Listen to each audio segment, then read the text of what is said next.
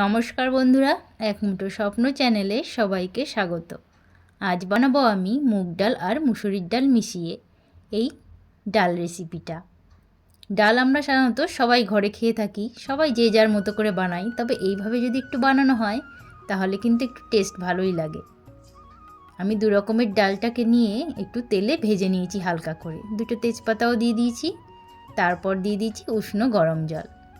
ডালটা যত সময় ফুটছে তত সময় আমি কিছু রসুনের কোয়া ছাড়িয়ে নেব, আর নিয়ে নেব একটা টমেটো আর ধনেপাতা, এগুলোকে কুচিয়ে নেব।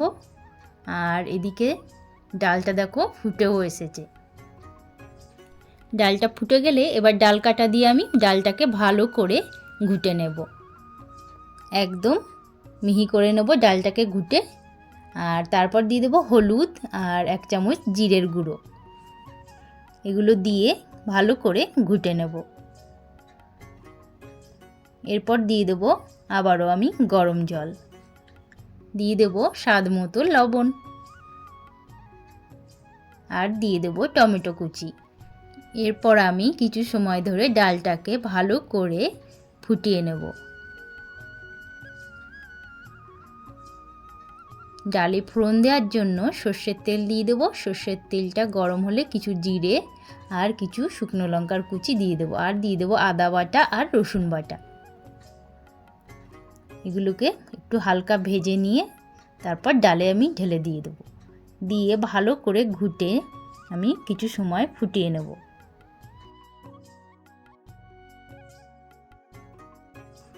তারপর দিয়ে দেবো আবার কিছু ধনেপাতা কুচি। ধনেপাতা কুচিটা দিয়ে আবারও আমি ডালটাকে কিছু সময় ফুটিয়ে নেব। ডালটা যখন একদম পাতলাও থাকবে না আবার একদম ঘনও হয়ে যাবে না, তখন আমি ডালটাকে নামিয়ে নেব। একটু এরকম হালকা ঘন থাকলে কিন্তু ডালটা খেতে বেশি ভালো লাগে। তো যারা ডাল খেতে ভালোবাসো তারা কিন্তু এইভাবে একবার ডালটা বানিয়ে খেয়ে দেখতেই পারো, ভীষণ ভালো লাগে খেতে। তো আজকের এই ডালের রেসিপিটা তোমাদের কেমন লাগলো? যদি ভালো লেগে থাকে তাহলে একটা লাইক কমেন্ট অবশ্যই করো, আর আমার পাশে থেকো। আমার চ্যানেলে ঢুকে আমার ভিডিওগুলো অবশ্যই একটু দেখো। তো সবাই ভালো থেকো, সুস্থ থেকো, টাটা।